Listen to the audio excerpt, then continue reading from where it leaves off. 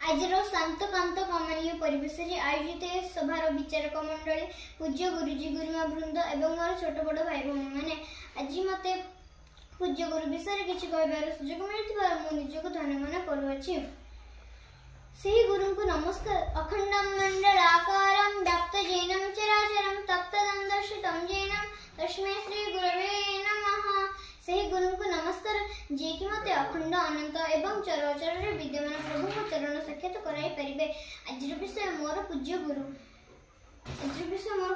यह मत टी असंजित लगुच टीचर्स डे पालन कर निज अत्यधिक भल लगुवा छात्र टे कहीपर Mrs Sunita Jha is my favourite teacher.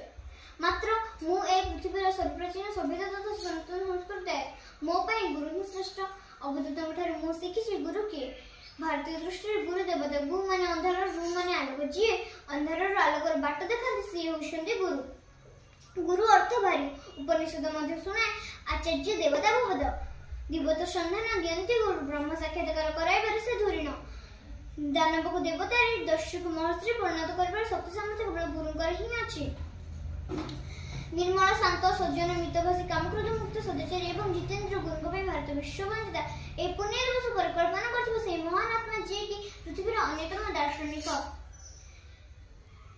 श्रेष्ठ जननायक वंदनीय शिक्षक तथा स्वाधीन भारत प्रथम उपराष्ट्रपति और द्वितीय राष्ट्रपति डॉक्टर सर्वपल्ली राधाकृष्णन मोर भक्तिपूत प्रणाम।